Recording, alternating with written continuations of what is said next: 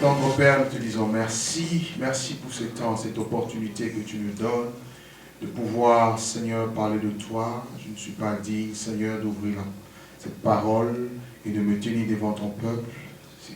C'est par pure grâce. Et je demande, Seigneur, l'assistance de ton esprit. Je demande, Seigneur, l'onction qui vient de toi afin de communiquer mot pour mot, phrase après phrase, Seigneur, mon roi, la pensée qui vient de toi, Seigneur, afin que ton peuple soit édifié et que cette parole puisse avoir son effet dans les cœurs, nous transformer, nous transporter dans les voies et dans la pensée de Dieu. Dans le nom merveilleux de Jésus, inspire-nous et glorifie surtout le nom de Jésus-Christ en ce moment même. Au nom de Jésus, je t'ai ainsi prié. Amen. Amen. Gloire soit rendue à notre Dieu. Amen. Alors, je vous invite à prendre avec moi trois portions des Écritures. Le premier se trouve dans le livre de 2 Rois. 2 Rois au chapitre 2. 2 Rois chapitre 2. Nous lirons le verset 15. Ensuite, nous prendrons le verset 19 au verset 22. 2 Rois au chapitre 2, le verset 15. Ensuite, nous lirons le verset 19 au verset 22. Et par la suite, nous allons lire Josué chapitre 6, le verset 26. Et enfin, nous lirons 2 Chroniques chapitre 7, le verset 14. Les fils des prophètes qui étaient à Jéricho, vis-à-vis, l'ayant vu et dirent: l'esprit d'Élie repose sur Élisée. Et ils allèrent à son compte et se prosternèrent contre terre devant lui. Les gens de la ville dirent à Élisée: voici, le séjour de la ville est bon, comme le voit mon Seigneur, mais les eaux sont mauvaises et le pays est stérile. Et il dit: apportez-moi un plat neuf et mettez-y du sel. Et ils le lui apportèrent, et il alla vers la source des eaux, et il y jeta du sel et dit: ainsi parle l'Éternel, j'assainis ces eaux, et il n'en proviendra plus ni mort, ni stérilité. Et les eaux furent assainies jusqu'à ce jour, selon la parole qu'Élisée avait prononcée. Josué chapitre 6. Josué chapitre 6, le verset 26 nous dit: ce fut alors que Josué jura en disant: maudit soit devant l'Éternel l'homme qui se levera pour rebâtir cette ville de Jéricho. Et il en jettera les fondements au prix de son premier-né, et il en posera les portes au prix de son plus jeune fils. Et l'Éternel fut avec Josué, dont la renommée se répandit dans tout le pays. 2 Chroniques au chapitre 7, le verset 14. 2 Chroniques chapitre 7, le verset 14. Et si mon peuple sur qui est invoqué mon nom s'humilie, prie et cherche ma face, et si se détourne de ses mauvaises voies, je l'exaucerai des cieux et je lui pardonnerai son péché et je guérirai son pays. Amen. Amen. Le thème de ma prédication ce soir s'intitule « Guéris mon pays en assainissant les eaux ». Aide-moi à dire à ton voisin « Guéris mon pays ». C'est trop faible. Dis-lui « Guéris mon pays ». Guéris mon pays. En assainissant les eaux. Assainissant les eaux. Tu vas comprendre tout à l'heure ce que l'Esprit de Dieu me met à cœur ce soir comme parole. Dans ce texte que nous venons de lire, de 2 Rois au chapitre 2, nous voyons un personnage très important que Dieu va donner, à qui Dieu va donner son esprit, son onction, et qui va faire face à toute une nation qui était dans le chaos, dans le désespoir, qui était lié à un malheur. Élisée était son nom. La Bible nous dit qu'il était un homme de Dieu qui avait reçu la double portion de l'esprit qui était sur Élie en vue de la continuation de l'œuvre de Dieu en Israël. Élisée était un type de Christ. Élisée était un homme oint par Dieu, suscité par Dieu pour un but, celui d'achever l'œuvre que Dieu avait commencé dans la vie d'Élie. Élisée nous représente un Christ qui, avant même de partir, va communiquer sa grâce et son esprit. Et ce que j'aime avec Dieu, c'est que quand Dieu veut faire une œuvre avec une personne ou dans un lieu, il commence d'abord par appeler une personne, ensuite il équipe, il établit et enfin il envoie. Et lorsqu'il envoie cette personne, vous allez voir qu'il va y avoir des signes visibles et palpables. Les signes et les miracles vont les accompagner. Et vous allez voir que Élisée n'est pas rentré dans le ministère sans avoir reçu au préalable le revêtement de la puissance de Dieu. Et dans 2 Rois chapitre 2, vous allez voir l'entretien qu'a eu Élie avec Élisée, le parcours, je dirais, les étapes de son ministère jusqu'au moment où il va recevoir l'onction. Ils partaient d'abord de Gilgal et par la suite ils arrivent à Bethel. Et de Bethel, ils vont aller jusqu'à Jéricho. Et de Jéricho, ils iront au Jourdain. Et après avoir traversé le Jourdain, c'est alors que Élie va dire à Élisée de lui demander ce qu'il voudrait. Et vous verrez que Élisée plutôt, va demander la double portion qui était sur Élie. C'est-à-dire, il demande l'onction, il demande l'autorité, il demande la puissance de Dieu. Et c'est à partir de ce moment-là où il reçut l'onction que le ministère d'Élisée va commencer. Dans Luc chapitre 4, vous allez voir, en parlant de Jésus-Christ lui-même, la Bible dit que lorsqu'il va sortir de l'eau du Jourdain, lorsque Jean va le baptiser, l'Esprit de Dieu va le conduire dans le désert, et où il va jeûner pendant 40 jours et 40 nuits. Et lorsqu'il sort de ce désert, il est dit que l'Esprit de Dieu va le revêtir tel un manteau. Et Christ dira, l'Esprit du Seigneur l'Éternel est sur moi parce qu'il m'a oint pour annoncer la bonne nouvelle aux pauvres, pour guérir ceux qui avaient le cœur brisé. Donc l'onction sur la vie de Jésus était pour annoncer la bonne nouvelle et aussi apporter la guérison dans la vie de toutes les personnes qui étaient souffrantes ou encore qui étaient malades. Et quand on parle de la guérison, on voit la restauration, on voit le fait de revenir à l'état initial. On voit encore le fait de restaurer la santé, restaurer quelque chose qui était autrefois cassé, détruit et brisé. Acte chapitre 10, le verset 38, il est dit, vous savez comment Dieu a oint du Saint-Esprit et de force Jésus de Nazareth qui allait de lieu en lieu, de ville en ville, de village en village. On peut le décrire aussi de pays en pays, partout où il passait. La Bible dit, il faisait du bien aux gens et il guérissait tous ceux qui étaient sous l'empire du diable. Car Dieu était avec lui. Donc l'onction dans la vie de Jésus était pour apporter la guérison dans chaque lieu, dans chaque ville et dans chaque pays. Et vous verrez que chaque ville, chaque pays, chaque lieu a des situations difficiles. Chaque pays rencontre des difficultés. Alléluia. Ils étaient sous l'empire du diable et par le passage de Jésus, quelque chose se passait. Et ils étaient guéris.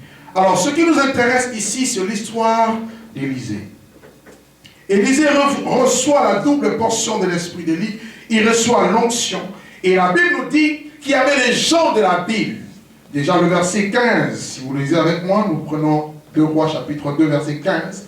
On nous dit les fils des prophètes qui étaient à Jéricho, ville à ville, lorsqu'ils ont vu que Élisée avait reçu le manteau, l'onction était sur lui, ils vont dire que l'esprit d'Élie reposait sur Élisée. Et qu'est-ce qu'ils vont faire? Ils vont venir se prosterner devant lui.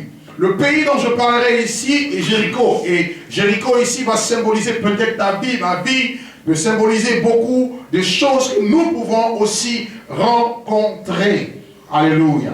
Et dans cette ville de Jéricho, vous allez voir, elle a été visitée même par le Seigneur Jésus-Christ. Lors de son ministère, il va guérir 2 personnes qui étaient aveugles. Donc à Jéricho, il y avait des fils de prophètes qui sont venus vers lui et ils sont venus se prosterner. Donc il y avait des enfants de Dieu, il y avait des serviteurs de Dieu qui ont su reconnaître sur la vie d'Élisée la marque de Dieu, le signe de Dieu, et ils sont venus pour l'adorer. Mais de l'autre côté, vous allez voir qu'à Jéricho, il y avait aussi les gens de la ville, je dirais les habitants de la ville, mais eux vont faire un constat amer.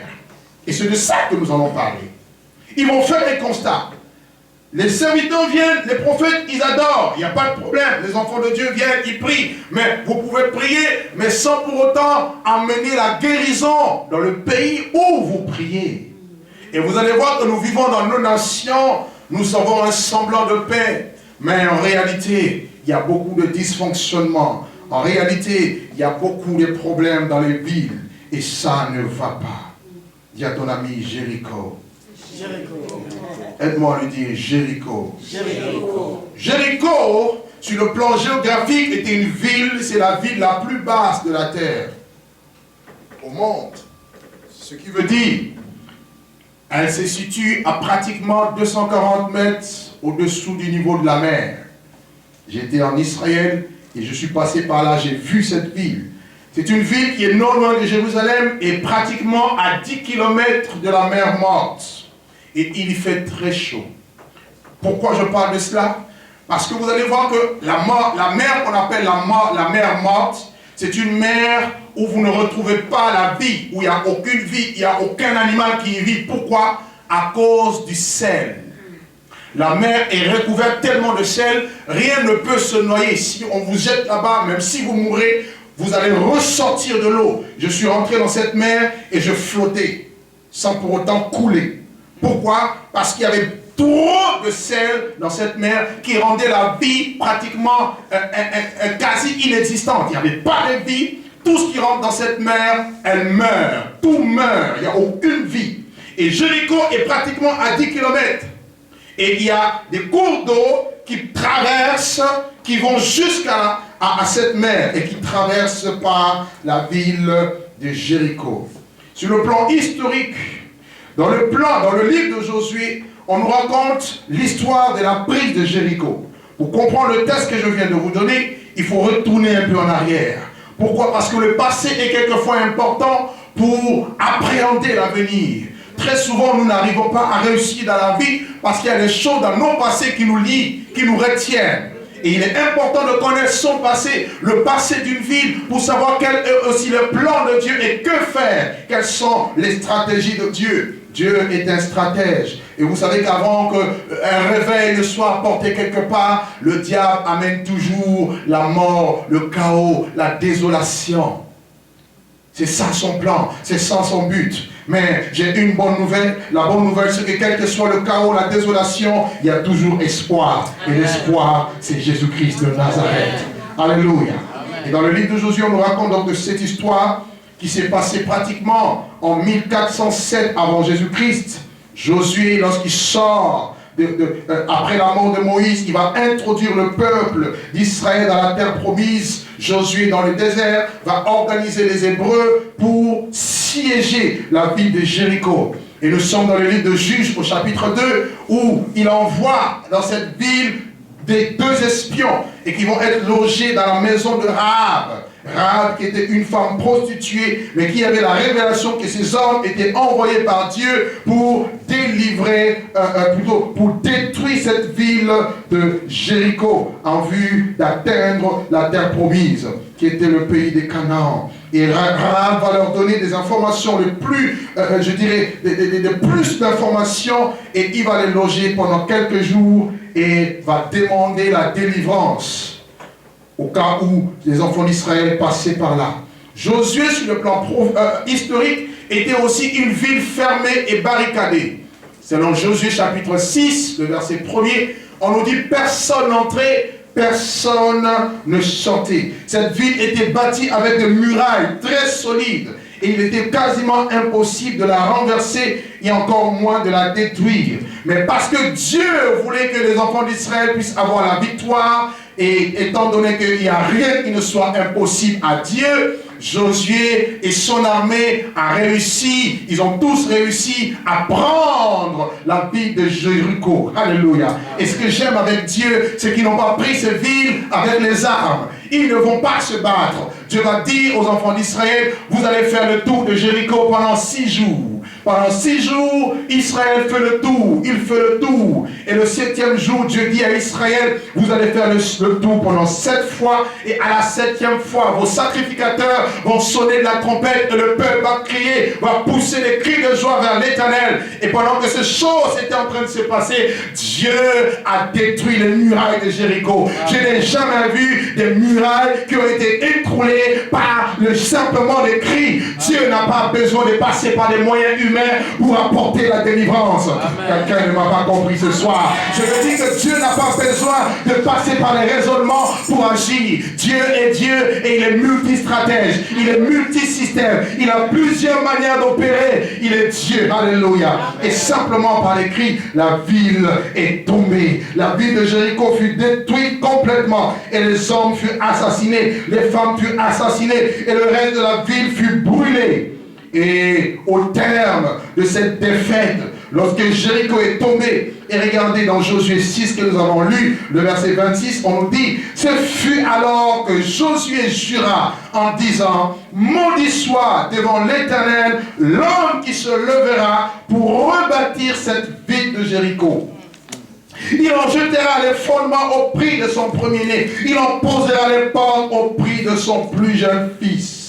Josué ici, qui était le leader d'Israël, revêtu de l'onction de Dieu, celui qui parlait au nom de Dieu, à qui Moïse avait dit, l'Éternel sera avec toi comme il a été avec moi. Josué qui introduit le peuple d'Israël dans la terre promise. Josué, un homme de Dieu, un homme oint. Il va se lever et il va maudire la ville. Il va déclarer juste une parole, mais une parole de malédiction. Et la ville serait maudite et verrait ses enfants mourir. Bien-aimés, il y a une puissance dans la parole. La Bible nous dit dans le livre de Proverbes au chapitre 18, le verset 21, que la mort et la vie sont au pouvoir de la langue. Quiconque l'aime en mangera le fruit. Nous devons faire attention aux paroles qui sortent de notre bouche. Par nos paroles, nous pouvons bénir. Aussi par nos paroles, nous pouvons maudire. Et lorsqu'on a l'onction, nos paroles sont dangereuses. Car Dieu dit, il confirme la parole de ses serviteurs et il accomplit ce que prédisent ses envoyés. Josué, en tant qu'envoyé de l'Éternel, a déclaré la malédiction. Or, qu'est-ce que c'est la malédiction? La malédiction, c'est la mort. La malédiction, ce n'est pas la vie. Deutéronome 30, il dit quoi? Au verset 19, Dieu dit à Moïse, voici je mets devant toi la vie et la mort, la malédiction et la bénédiction, mais choisis la vie. La malédiction égale la mort. Et la bénédiction égale la vie. Or, Dieu est la vie. Si Dieu est la vie, ça veut dire que Dieu est la bénédiction. Quelqu'un ne m'a pas compris. Tu ne dois pas aimer la malédiction, tu dois aimer la bénédiction. Parce que celui qui bénit s'appelle Dieu. Est-ce que quelqu'un m'entend?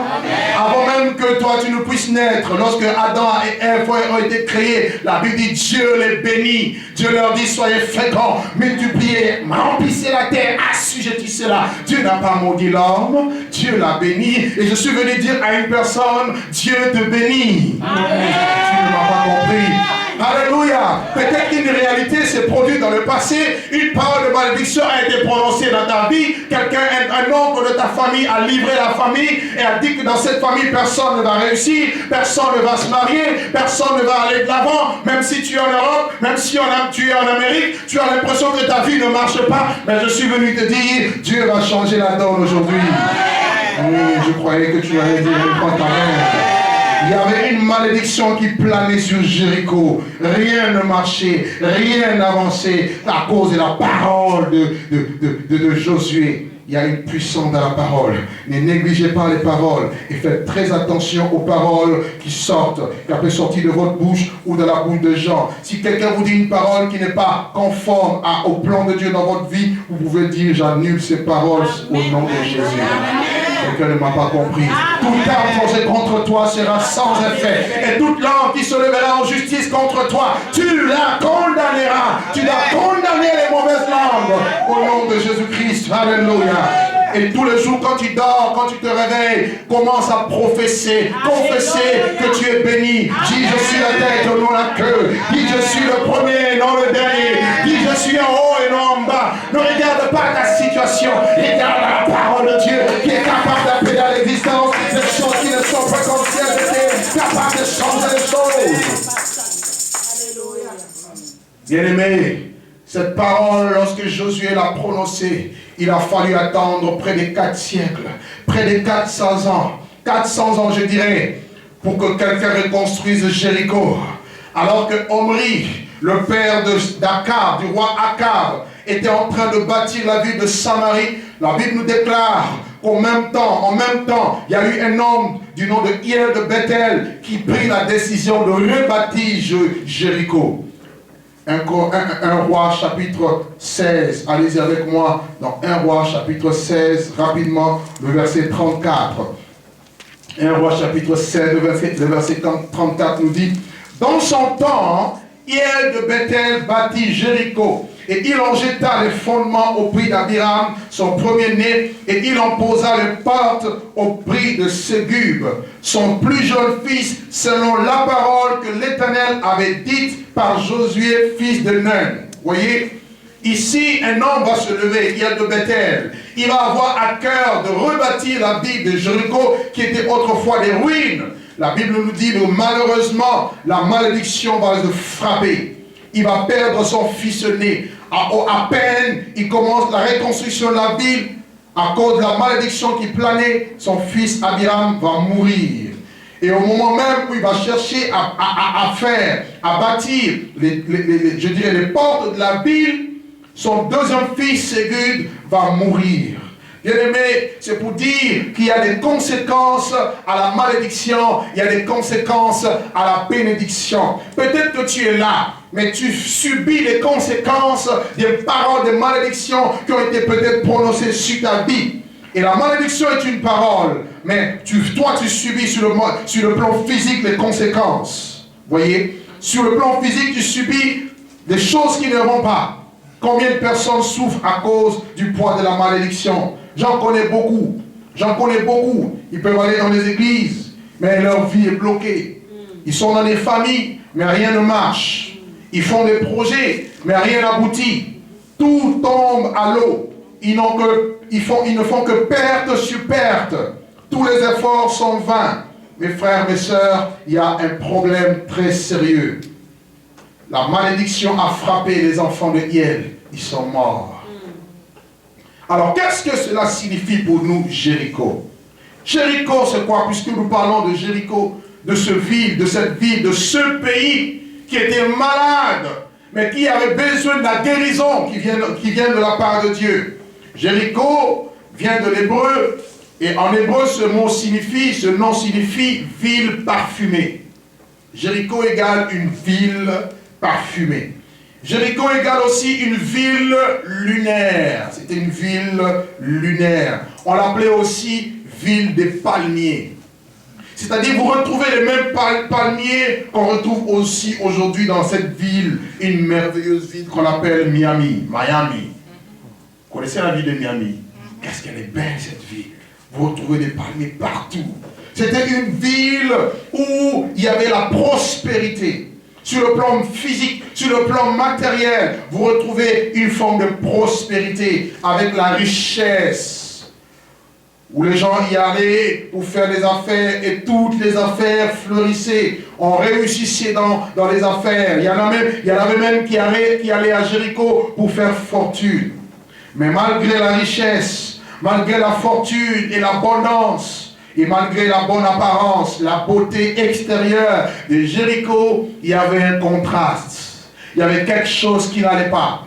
Et quelque chose de très, je dirais, quelque chose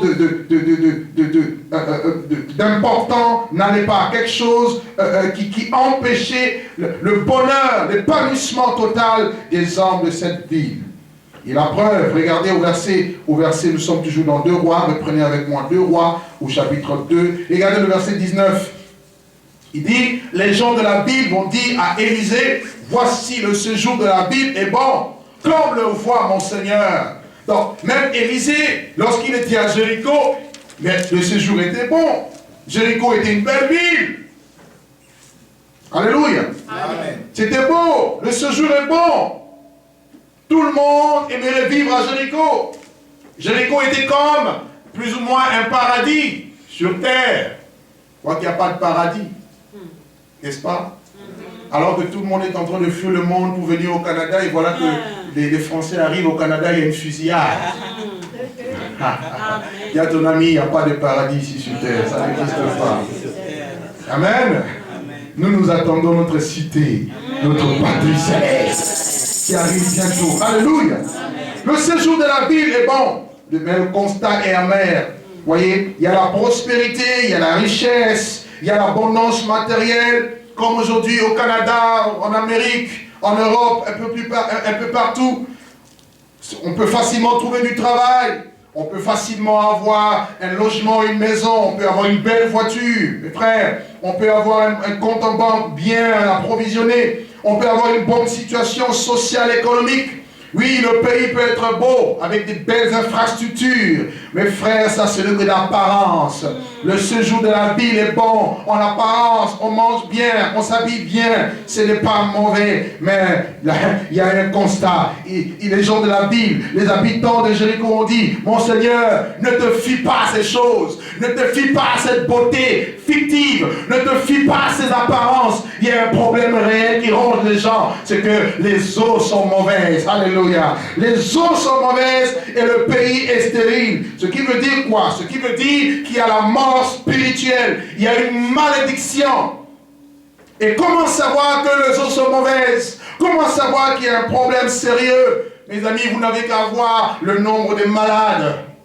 Vous n'avez qu'à voir le nombre de personnes qui souffrent de cancer.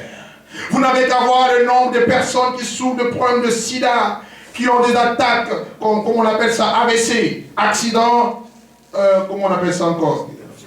Cardiovasculaire. Alors qu'ils ont tout, ils ont l'argent, ils ont tout. Regardez le taux de suicide dans ces pays. Regardez autour de vous le degré de la prostitution dans ces pays. Regardez autour de vous, oui, le degré de l'immoralité telle que l'homosexualité dans ce pays. Regardez autour de vous le nombre de personnes qui souffrent de problèmes de dépression. Regardez autour de vous des gens qui ont des mal-être, des gens qui se sentent rejetés par la société et qui livrent leur vie à la drogue, à l'alcool et au meurtre. Beaucoup de personnes souffrent intérieurement, souffrent moralement, souffrent au niveau de leur cœur. Mais vous le voyez en apparence, elles sont belles. Ces personnes sont très belles. Elles ont de belles voitures, bien maquillées, bien habillées. Mais le séjour de la ville est bon, mais les eaux sont mauvaises. L'intérieur est pourri. L'intérieur est rempli de mort. Et le deuxième constat, le pays est stérile. Lorsqu'on parle de stérilité, on voit un pays sans productivité. Il n'y a pas de productivité. Il n'y a pas de vie réelle. Tout est en apparence, mes frères, mes sœurs. Jéricho va présenter deux visages. Face A, c'est la prospérité, l'abondance. C'est le matériel, c'est la richesse. Et la face B, les dessous, les sous-bassements. Vous voyez? La face cachée, c'est la stérilité et c'est la mort. Pendant que je méditais cette parole ce matin, je pose une question au Seigneur. Je dis, mais pourquoi est-ce que cette ville s'est retrouvée dans cette situation? Mais la malédiction avait déjà pris son effet. La parole de Josué avait déjà pris son effet. Ce qui veut dire, Abiram est mort, Ségub est mort. Mais le problème devait être résolu. Mais non, le problème n'était pas résolu. Pourquoi? Parce qu'il y avait deux autres faces cachées de cette ville. Ce qui a fait que le pays était malade, le pays souffrait. Mes frères, la première raison, une des raisons majeures, outre la malédiction de Josué, c'est que le peuple de Jéricho adorait d'autres dieux. Je vais m'expliquer. Alléluia. Le peuple de Jéricho adorait d'autres divinités. Mis à part Baal et Astarté. Baal qui était comme le dieu de la pluie et de la prospérité. Et Astarté qui était la divinité, cette déesse de la fécondité. Les habitants de Jéricho adoraient un dieu qu'on appelait Yara. Yara. Yara était le dieu de l'humeur. Ce qui veut dire, ce Dieu-là assurait l'harmonisation de la vie avec les esprits. Donc les gens, pour être bien et à l'aise, ils devaient faire un culte à Yara. Et vous le voyez, il présentait une bonne mine. Mais à l'intérieur, ce n'allait pas. Aucune personne ne peut être dans l'abondance, dans la paix, dans la joie, lorsqu'elle adore un autre Dieu. Seul le Dieu Tout-Puissant peut combler le cœur vide en apportant la paix et la joie. Alléluia. Il y avait un mélange dans le culte. Ils vouaient un culte à la divinité. Et dans le livre de Psaume, au chapitre 33, le verset 12, il nous est dit, heureuse la nation dont l'Éternel est le Dieu. Amen. Heureux le pays qui a choisi Dieu, Yahvé, comme étant son Dieu, comme étant son protecteur, comme étant son soutien. Celui qui demeure sous l'abri du Très-Haut repose à l'ombre du Tout-Puissant. Alléluia. Lorsque tu es sous cette ombre, sous cet abri, tu ne craindras point le malheur. Le malheur ne t'atteindra pas, même si le malheur t'atteint. La Bible dit que le malheur atteint souvent le juste, mais l'Éternel l'en délivre toujours. Jéricho n'avait pas Dieu comme étant appui. Jéricho ne pouvait pas, par conséquent, bénéficier de la faveur divine, et encore moins de sa protection, encore moins de sa bénédiction. Et aujourd'hui, nous avons beaucoup de personnes qui n'adorent pas Dieu. Les gens adorent autre chose. Vous avez même des soi-disant chrétiens qui n'ont pas Dieu comme étant leur Dieu. Aujourd'hui, on adore notre travail. Oui ou non? Vrai ou faux? Vous ne me répondez pas. C'est vrai. On adore notre travail. On adore l'argent. Vous avez des chrétiens même qui disent, oh, moi j'aime l'argent. Non, moi je n'aime pas l'argent. L'argent est mon serviteur. Moi j'aime Dieu. Tu aimeras l'Éternel ton Dieu de tout ton cœur, de toute ton âme, de toute ta force et de toute ta pensée. Et tu le serviras lui seul.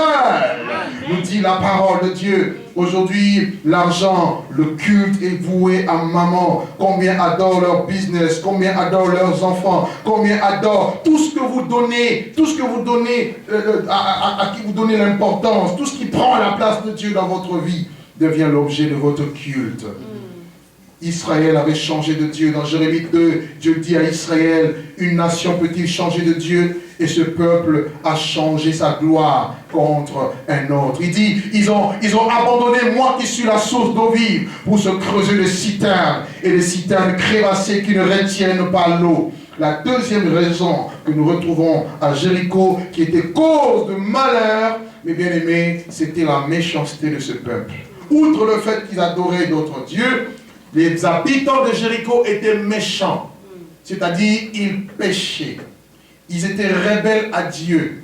Ils étaient orgueilleux. Alors je vous prie de prendre avec moi deux petits textes rapidement. Le premier se trouve dans le livre de Psaume 107, verset 33, et vous allez comprendre. Psaume chapitre 107, le verset 33. La méchanceté, le péché.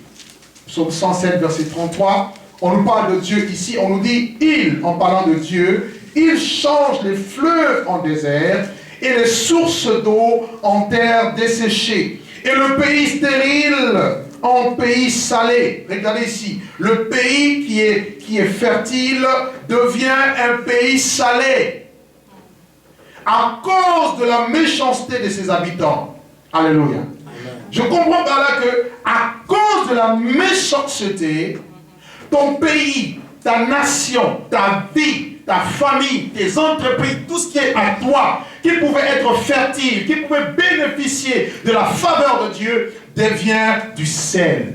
Or, le sel ici, ça nous ramène à la mer morte. Voyez, ça nous ramène à la mer morte, c'est le sel en abondance, parce que je ne parle pas ici du sel dans un bon sens. Tout à l'heure, je parlerai du sel dans un bon sens. Mais je parle ici d'un sel, du sel en abondance qui vient pour étouffer, détruire, tuer, camoufler, produire la mort.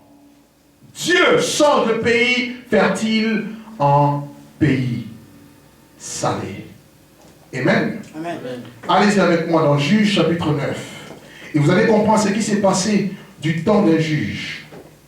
On nous parle ici d'Abimelech. Juge chapitre 9, le verset 45.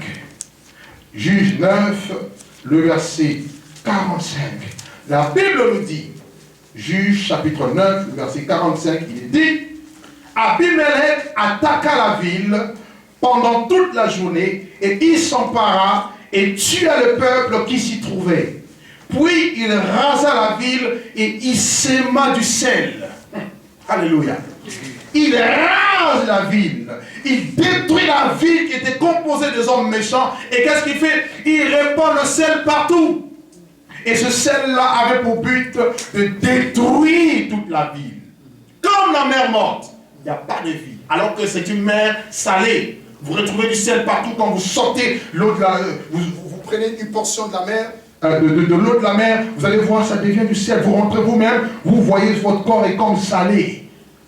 Vous comprenez un peu? C'est la même chose. Donc, la méchanceté amène la mort. Et la Bible dit dans Romains chapitre 6, verset 23, que le salaire du péché, c'est la mort. Le salaire du péché, ce n'est pas la vie. Ce n'est pas la bénédiction.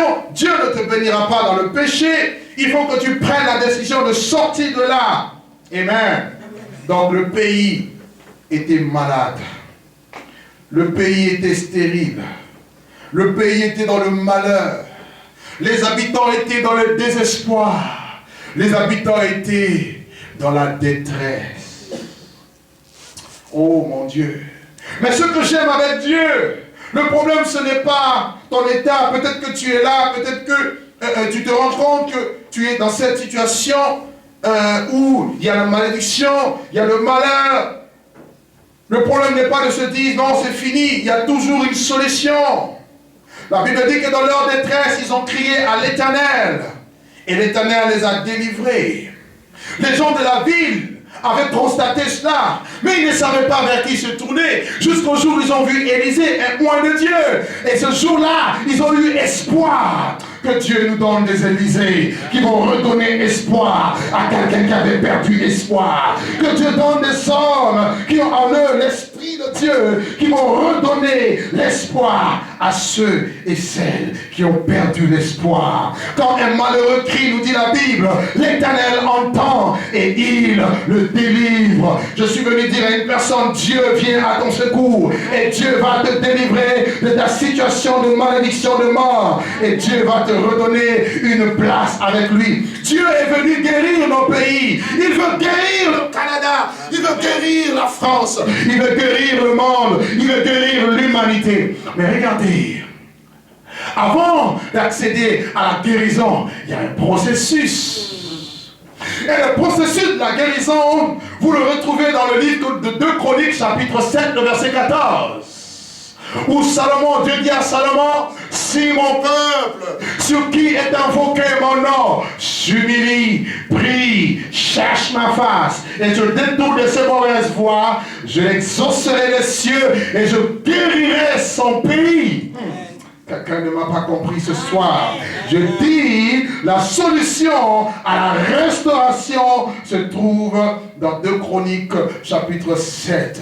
Dieu est prêt à guérir ce pays et les eaux seront assainies. Notez 3 étapes. 3 étapes à la guérison d'un pays. 3 étapes essentielles à la guérison d'un pays. Quand je parle de pays, je parle de toi. Parce que toi, tu habites un pays. Alléluia. Je ne parle pas d'une terre désertique, mais je parle des habitants, de ceux qui habitent une nation. La première condition pour accéder à la guérison d'un pays, c'est l'humilité. Il dit, si mon peuple, ce qui est invoqué mon nom, tu dois crier, tu dois invoquer, tu dois t'humilier. Tu dois demander le secours. Lorsque tu te rends compte de ton état, faut-il encore demander le secours auprès de l'Éternel? Bien-aimés, beaucoup de gens savent qu'ils sont en train de mourir, mais ils restent dans leur position d'orgueil. Ils n'ont pas besoin d'aide. Mes frères, tu as besoin d'être aidé par Dieu. Dieu résiste aux orgueilleux, mais il fait toujours grâce aux humbles. Les gens de la Bible se sont humiliés. Ils ont crié vers Élisée. Élisée est là, qui est l'image de Jésus. Jésus est là, il faut crier à lui pour la guérison de ton pays, de ta vie. Humilie-toi et crie à Dieu. Cherche en lui son secours. Mes frères, le Seigneur dit, je ne mettrai point au dehors ceux qui viennent à moi. Quand tu viens à Dieu, Dieu ne t'abandonnera pas. Il ne te laissera pas. Ne regarde pas ta situation. Même si tu es dans le péché, crois-moi, Dieu peut capable de t'entendre. Il faut t'humilier devant lui. Je connais une femme dans la Bible qui était dans une situation de misère. Elle avait une fille, cette femme syrophénicienne. Cette fille était malade, possédée. Mais elle a entendu parler de Jésus. Elle vient auprès de lui et elle crie, Jésus, s'il te plaît, guéris ma fille. Le Seigneur le regarde, il dit, non, tu sais, je n'ai été envoyé qu'aux brebis perdues de la maison d'Israël. Il dit, la femme continue à crier. C'était une preuve d'humilité. Elle qui n'était pas juive, mais elle a su que ce juif-là, celui avec qui, c'est par lui que viendra ma solution.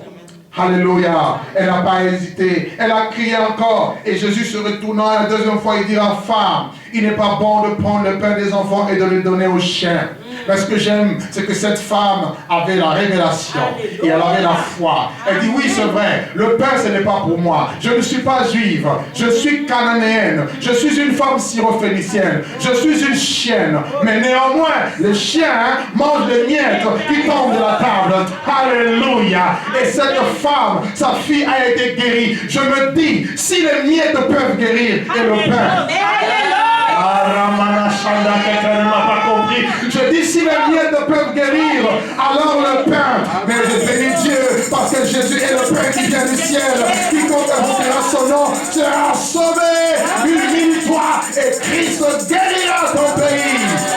Deuxième condition, deuxième étape à la guérison, il faut prier et chercher la face de Dieu. Il faut prier et chercher la face de Dieu. Quand je parle de prier, je parle de suppléer. Je parle de demander. Je parle d'insistance. Je parle de persévérance. Je parle le fait de s'adresser à Dieu. Parle-lui. Les gens de la ville de Jéricho étaient fatigués de cette situation.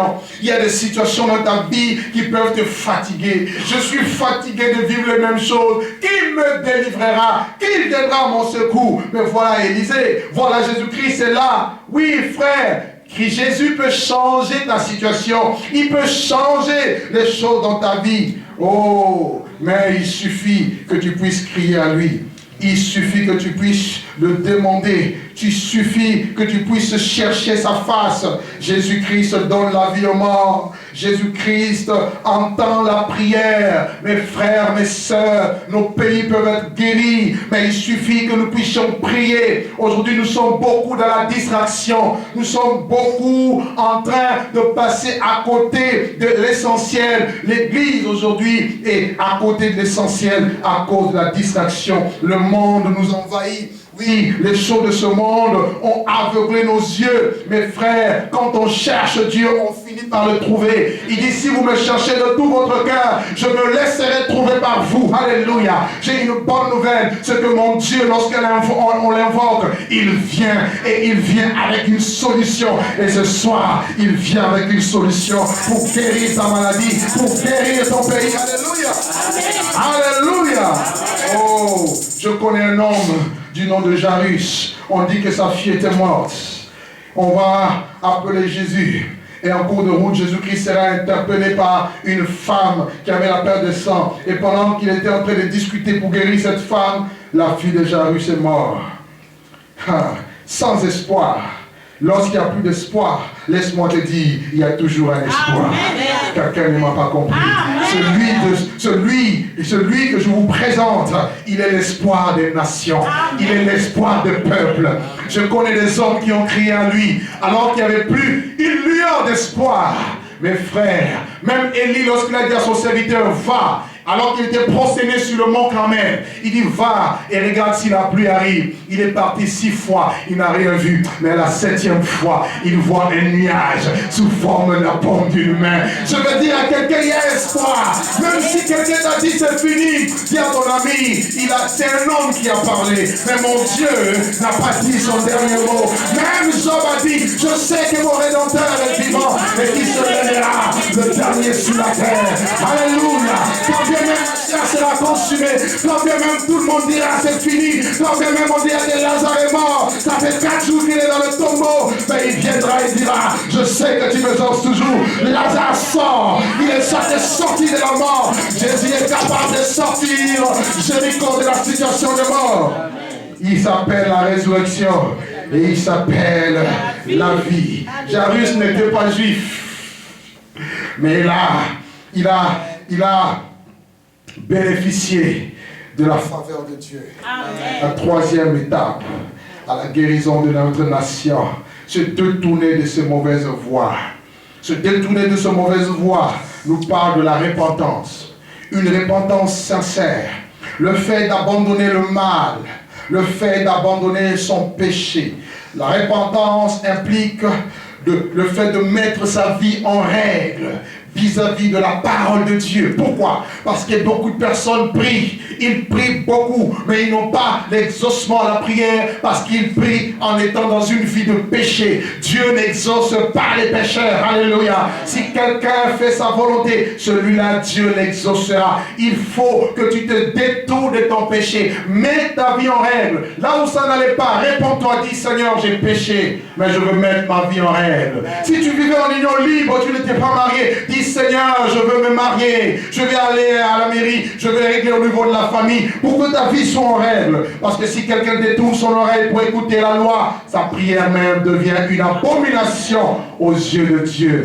Ne prie pas pour prier, ne passe pas ton temps dans la prière sans la repentance. Pourquoi? Parce que la repentance est la clé du salut. Alléluia. Ces hommes, lorsqu'ils sont venus vers l'Élysée, c'était une manière pour eux de se repentir. Il dit, certes, nous avons des péchés, mais toi seul, Élysée, peut nous assainir. Mes frères, la conséquence à ces 3 choses, à l'humilité, à la prière et à la repentance, c'est que Dieu, depuis le ciel, va pardonner le pays et Dieu va guérir le pays. Est-ce que quelqu'un m'entend ce soir? Dieu va pardonner. Pourquoi? Parce que si Dieu ne pardonne pas, cela veut dire que vos péchés demeurent. Et si vos péchés demeurent, ce qui sous-entend que le châtiment de Dieu est sur vous et la condamnation également sur vous. La raison pour laquelle, avant que Dieu ne commence à intervenir, il commence d'abord par pardonner. Lorsque Daniel était à Babylone, lorsqu'il rentre dans le jeûne et la prière, après avoir vu les écrits du prophète Jérémie, il jeûne et il prie, il demande d'abord pardon pour le péché de son peuple. Avant que Dieu n'agisse, commence d'abord à demander pardon. Nos pères ont péché et ils ne sont plus, et nous subissons le poids de leur péché, de leur fardeau. Amen. Amen. Amen. J'ai une bonne nouvelle. Jésus va guérir ton pays. Dis à ton voisin, Jésus va guérir mon pays. Jésus va guérir la RDC. Oui, Jésus va guérir le Canada. Jésus va guérir la France. Oh, quand Dieu guérit, il ôte l'opprobre du dessus de la nation. Lorsque Dieu guérit, lorsque Dieu pardonne, qu'est-ce qu'il fait? Il vous enlève, il te retire de la coupe du jugement de Dieu. Et ainsi, ta nation peut jouir du bonheur et de la vie en abondance. Les habitants de Jéricho ont crié à Élysée. Et le cœur d'Élysée a été touché. Je veux te dire, du sein de tes ténèbres, de tes souffrances, tu peux crier à Dieu. Dieu entendra ta voix. Alléluia. Si tu l'invoques, il viendra. Si tu cries à lui, il viendra. Mais quand Dieu vient, il vient avec la solution, mes frères. Amen. Amen. Je suis venu apporter une bonne nouvelle. Alléluia. Au centre chrétien, parole de vie. Il y a une solution pour toi. Regarde ton voisin, dis-lui, il y a une solution pour moi. Tu n'as pas l'assurance quand tu lui parles. Dis-lui avec conviction, il y a une solution pour moi. Et la solution, c'est quoi? Amen. 2 Rois, chapitre 2, toujours. Nous sommes dans notre texte de base. Dieu apporte la solution. Ils ont crié à Dieu. Au verset 20, il nous dit, Élisée dit, apportez-moi un plat neuf et mettez-y du sel. Et ils lui apportèrent le plat et il alla à la source des eaux et il y jeta le sel et dit, ainsi parle l'Éternel, j'assaini ces eaux, il n'en sortira plus ni mort ni stérilité. Les bien-aimés, ici, le Seigneur va apporter 4 solutions. Et je suis venu annoncer cela de manière prophétique. Que Dieu va faire, ici Élisée va faire 4 actes ou 4 gestes prophétiques qui vont décrire la solution de Dieu. 1. Élisée demande un plat neuf. Vous notez ça très bien. Il demande un plat neuf. Quand on parle de plat, on voit un récipient capable de contenir quelque chose. Un plat peut aussi être traduit par un vase ou encore une outre. Et c'était quelque chose de symbolique et de prophétique. Les prophètes agissent avec des gestes prophétiques. Les prophètes appellent aux prophètes, ou les prophètes parlent aux prophètes. Il a dit que le témoignage de Jésus, c'est l'esprit de la prophétie. Voyez? Et ce plat neuf représente quoi? Le plat neuf représente les hommes. C'est-à-dire, face à un désespoir, Dieu, personne ne le verra. Il passera toujours par les hommes pour vous parler, pour répondre à vos problèmes. Le problème des hommes, c'est quoi? Quand on crie à Dieu, on pense que Dieu va nous répondre d'une manière un peu, comment dire, un peu mystique, un peu surnaturelle. Les enfants d'Israël ont crié à Dieu pendant qu'ils étaient sous l'esclavage en Égypte. La Bible dit que Dieu leur envoya un bébé, Moïse. Quelqu'un ne m'a pas compris. Parce que quand on regarde Moïse, on dit celui dit non, Dieu tu t'es trompé. Non, il ne s'est pas trompé, c'est lui. Est-ce que quelqu'un m'entend? Il ne s'est pas trompé, c'est lui. Dieu va utiliser le pasteur Willy, c'est lui le plat neuf. Dieu va utiliser le bien-aimé qui est là, c'est lui le plat neuf. Un plat neuf, c'est un homme transformé. C'est une personne régénérée qui sera une nouvelle créature entre les mains de Dieu. Quelqu'un ne m'a pas compris. La Bible dit si quelqu'un est en Christ, il est devenu une nouvelle créature. Les choses anciennes sont passées et toutes choses sont devenues nouvelles. Alléluia. Tu ne me comprends pas. Parce que quand tu deviens une nouvelle créature, en réalité, tu deviens un vase. Mais pas un vase d'usage vil, mais un vase d'honneur. Alléluia. Paul dit dans la maison, dans une grande maison, il n'y a pas que les vases d'honneur qui sont les vases d'or et d'argent, mais il y a aussi les vases de terre, les vases de bois et les vases de terre. Les vases de terre et de bois sont de vases d'usage vil. On n'en a pas vraiment besoin. C'est des vieilles outres, des vieux plats. On utilise ça pour donner aux enfants parce qu'on sait que ça peut facilement se casser, ça peut... Mais les choses de valeur, la Bible dit si quelqu'un se conserve pur, il sera un vase d'honneur, sanctifié, utile à son maître et propre à toute bonne œuvre. Cela veut dire quoi? Dieu, pour guérir un pays, va se choisir des vases, des hommes qui vont transformer, qui vont faire de nouvelles créatures, de nouveaux ministères en qui il va déposer quelque chose de précieux qui va apporter la solution aux problèmes du pays. Et Dieu a choisi des vases. Mais quand Dieu te choisit, la première des choses, il te met à part, il te sanctifie. Dieu dit à Jérémie, avant que tu ne sois formé dans le sein de ta mère, je te connaissais et je t'avais déjà établi prophète des nations. Je t'avais mis à part. Tu es peut-être la personne que Dieu a mise à part pour la génération de ce pays. Oh, je veux que quelqu'un me dise amen. Je veux que quelqu'un me dise un grand amen. Tu es la solution pour le Canada. Ne regarde pas la couleur de ta peau. Ne regarde pas ton âge. Ne regarde pas ta situation sociale. Regarde ce que Dieu fait de toi. Dieu fait de toi un vase neuf.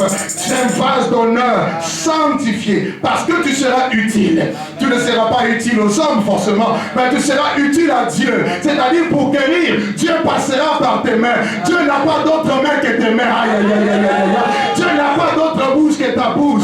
Dieu n'a pas d'autre pied que tes pieds. Dieu n'a pas d'autre yeux que tes yeux. Tu tu es un vase. Je suis un vase d'honneur. Utile au maître. Le maître a besoin de moi. Et propre à toute bonne œuvre. Oh mon Dieu. C'est Dieu par moi va amener la restauration. Dieu par ma vie va amener le rétablissement. Dieu par ma vie va amener la résurrection. Je suis un instrument entre les mains de Dieu pour la gloire de Dieu. Ah, quelqu'un peut dire Amen. Oh, Ésaïe 52, 11 nous dit, purifiez-vous, vous qui portez le vase de l'Éternel. Je suis un vase de l'Éternel. Ne me regardez pas. Ne regardez pas comme je suis mal habillé, mais regardez celui qui est en moi. Celui qui est en moi est plus grand que celui qui est dans le monde. Au-delà de ce que tu vois, il y a en moi un vase. Je suis un vase et je contiens un trésor. Amen. Paul dit, nous portons ces trésors dans des vases de terre, afin que la grande puissance soit attribuée à Dieu et non aux hommes. Amen. Amen. Amen. Laissez-moi terminer, je suis en train de finir. Amen. On ne met pas du vin nouveau dans les vieilles outres. Dieu veut que tu sois une outre neuve. À qui va déposer un vin nouveau. Deuxième solution d'Élisée. Élisée dit, apportez-moi du sel. Ah, mais il y a eu le sel qui a détruit la ville. Il y a eu la mort. Mais comment est-ce que tu veux demander du sel? Non, le sel d'Élisée a une connotation spirituelle. C'est un autre sel. Alléluia. Quelqu'un ne m'a pas compris. Je veux dire à quelqu'un ici, il demande du sel. Élisée pouvait prendre du sel dans ses mains. Oui ou non? Il aurait pu prendre du sel dans ses mains, aller à la source. Mais il demande qu'on mette le sel dans un vase. C'est prophétique. Le sel dans la Bible représente quoi? Si vous lisez dans Lévitique chapitre 2, verset 11. Lévitique 2, verset 11. La Bible nous dit que le sel est le signe de l'alliance de Dieu. Amen. La Bible dit, tu mettras du sel dans toutes tes offrandes, et tu ne laisseras point ton offrande manquer du sel. Signe de l'alliance de ton Dieu, sur tes offrandes, tu mettras du sel. La nouvelle alliance, dans la nouvelle alliance, où l'agneau de Dieu a été sacrifié, le plus grand sacrifice, c'est l'agneau de Dieu. Et par ce sacrifice, l'Esprit de Dieu a été donné. Amen. Le sel préfigurait le Saint-Esprit. Amen. Quelqu'un ne m'a pas compris. Amen. Tu vas me dire, qu'est-ce qu'il me raconte? Le sel, c'était le sceau, le gage de notre appartenance à Dieu. Le sceau, signe de l'alliance. Nous avons été marqués, scellés du Saint-Esprit. Alléluia. Et offrez-vous comme des sacrifices vivants. C'est agréable à Dieu. En tant que sacrifice, tu dois être agréé par le sang de Dieu, qui est le Saint-Esprit. Et la raison pour laquelle dans Matthieu 5,13, Jésus-Christ dit, vous êtes le sel de la terre. Mais si le sel perd sa saveur, avec quoi l'assaisonnerez-vous? Alléluia. Dans Marc chapitre 9, le verset 50 à 51, Marc 9, 50 à 51, Jésus dit, le sel est une bonne chose.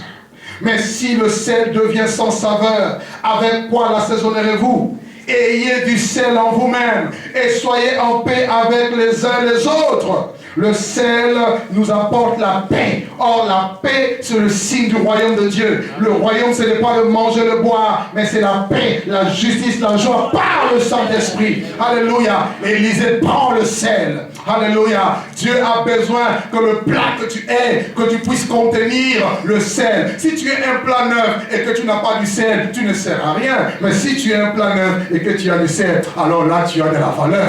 Là, tu vas donner de la saveur. Tu vas donner de la saveur. Je veux te dire, c'est toi qui donnes le goût. Si Dieu ne frappe pas tous ces homosexuels, c'est à cause de toi qui donne le goût au Canada. Le jour où tu seras enlevé, tu verras. Les 7 coupes de la colère vont s'abattre sur l'humanité. Mes amis, je veux dire à quelqu'un, tu as de la valeur. Amen. Alléluia. Amen. Alléluia. C'est la raison pour laquelle tu dois rechercher le Saint-Esprit. Le Saint-Esprit, c'est lui qui est le facteur, moteur, je dirais, de la guérison des pays. Sans lui, rien ne peut se faire. Élisée, troisième acte prophétique, Élisée va à la source. Mes frères, il va à la source. Il faut toujours aller à la source. Pourquoi? C'est là où se trouve le commencement des problèmes. Nous avons tendance à gérer le problème ou à régler le problème en apparence. Juste de façade, quoi. Vous voyez? La source représente l'origine des choses et non les apparences.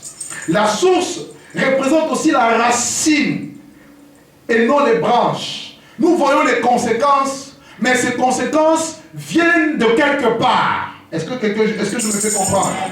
Vous ne pouvez pas régler le problème de façade, il faut aller à la source. Romains 11, 16 nous dit quoi? Si les prémices sont saintes, la masse l'est aussi. Et si la racine est sainte, les branches le sont aussi. Donc si les branches que vous voyez, si les conséquences sont négatives, cela veut dire que la racine n'est pas bonne. Amen. Cela veut dire que la source est mauvaise. Amen. Nos pays, nous voulons régler les problèmes, nous voulons mettre en prison les criminels, mais nous sommes en train de favoriser, de publier des films terroristes, des films pornographiques, des mauvaises choses. Mais c'est normal qu'il y ait de mauvais résultats. Amen. Alléluia. Amen. Et moi je le dis aux nations, je dis, mais arrêtez de nous blaguer. Vous apprenez aux gens comment faire la guerre, comment espionner. Et vous êtes étonnés qu'on vous espionne vous-même. Amen. Amen. Amen. Réglez ces choses. Vous vous étonnez comment il y a le viol, comment il y a ces choses. Mais à la racine, c'est vous-même qui favorisez ces choses. Arrêtez de nous blaguer. Amen. Amen. Le problème d'un pays doit être traité à la source, à l'origine.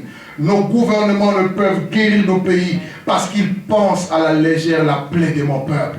Dieu dit, ce peuple, ce prophète, vous pensez à la légère la plaie de mon peuple. Cette plaie qui est profonde, cette plaie qui est douloureuse, nécessite une intervention chirurgicale profonde. La raison pour laquelle Jésus dit, l'Esprit de Dieu m'a oint pour guérir ceux qui ont le cœur brisé. Amen. Le problème, c'est le cœur. Alléluia. Bien-aimé, que représente la source? La source représente le cœur. À l'époque, c'était cette source d'eau. Mais le vrai problème des hommes, c'est le cœur. Car vous pouvez tout avoir, mais si vous avez un mauvais cœur, vous gâchez tout. Proverbe chapitre 4, verset 23. Il dit, garde ton cœur plus que toute autre chose, car de lui viennent les sources de la vie. Les sources de la vie viennent du cœur.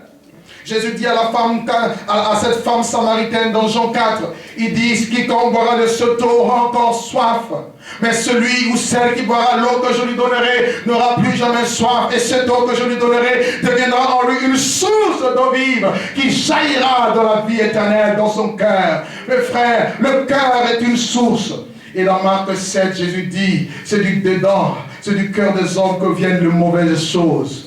Toutes les mauvaises choses que vous voyez, ça vient du dedans.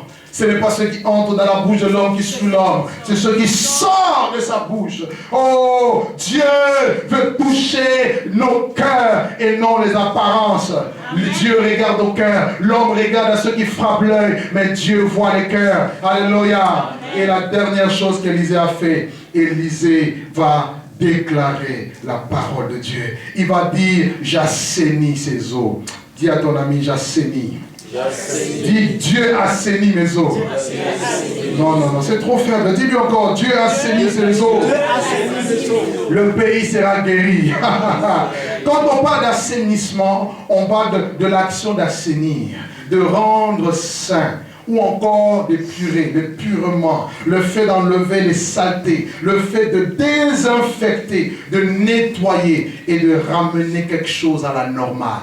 Donc la ville a été comme infectée. Il y a des choses qui ont infecté ta vie. Il y a des paroles qui ont été prononcées. Bien-aimé, il ne faut pas croire. Et lorsqu'Élisée est parti, Élisée n'a pas discuté. Élisée a déclaré. Et je veux dire à quelqu'un, c'est le moment, si Dieu t'a pardonné, si tu as passé ces étapes, tu dois commencer maintenant à déclarer des choses. Tu dois commencer à déclarer la parole. Amen. Amen. Il y a des gens qui viendront te décourager. Dis non, tu es mort. Il y a la mort en toi. Dis non, il n'y a plus la mort en moi. C'est fini. Quelqu'un ne m'a pas compris. Quand Pierre a vu la nappe, Dieu lui dit, tu es mort. Je dis non, je ne peux pas manger ces choses. Une voix vient du ciel lui dit, ce que Dieu a déclaré pur, ne la regarde pas comme souillé. Qui t'a dit que tu es souillé? Qui t'a dit que ton église ne va pas grandir? Qui t'a dit? Je ne veux. Quelqu'un ne m'a pas compris. Lorsqu'un bébé commande dans le ventre, il n'a pas de forme. Jusqu'à 9 mois, c'est là que tu vois la forme. Et encore, c'est un bébé. Il a besoin d'assistance, il faut changer de couche, donner la nourriture, tout ce que vous voulez. Mais à un moment donné, l'enfant sera autonome. À un moment donné, sans forcer, l'enfant va se marier et il aura des enfants. Toi, tu veux commencer aujourd'hui, tu vas avoir des enfants aujourd'hui. Mais non, attends, il y a le temps pour toute chose. Quelqu'un n'a pas compris ce que l'Esprit veut dire. Je suis venu dire à une personne, attends encore un peu de temps. Que personne ne se dise que tu es souillé, mais Dieu t'a déjà déclaré pur. Élisée dit, fini la mort. J'assaini ses eaux. Il n'y aura plus de mort. La mort a été engloutie dans la victoire. Les ténèbres ne régneront pas toujours sur la terre. Je veux dire que même si ce pays a été déclaré souillé, mais les ténèbres ne régneront pas toujours. Si le pays de Jéricho était couvert de ténèbres hier, mais demain il sera recouvert de gloire. Dit l'Esprit de Dieu. L'eau sale deviendra l'eau pure. L'eau saine. Je veux dire que le Dieu de la Bible est un Dieu de miracles. Il y a eu un miracle à Jéricho. C'est le miracle de la résurrection. Il y a eu un miracle à Jéricho. C'était la puissance de la résurrection. Les eaux infectées ont été désinfectées. Les eaux malades, les eaux mauvaises qui produisaient la mort ont commencé à produire la vie. Et le pays était à nouveau devenu habitable. Plus de condamnation. Oh, j'aime Dieu. Il n'y a plus de condamnation pour tous ceux qui sont en Jésus-Christ. Alléluia. Qui condamnera les élus de Dieu? C'est Dieu qui justifie. Le travail était déjà accompli. Il a déjà crié, tout est accompli. Même si Josué a maudit Jéricho, je veux dire qu'Élisée vient bénir. Tu n'as pas compris, je termine là.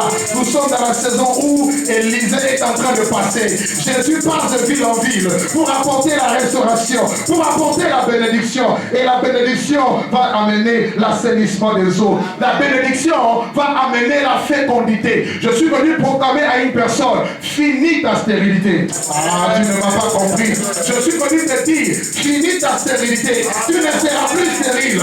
Tu n'auras plus de confusion. On ne t'appellera plus la délaissée. On t'appellera une femme féconde.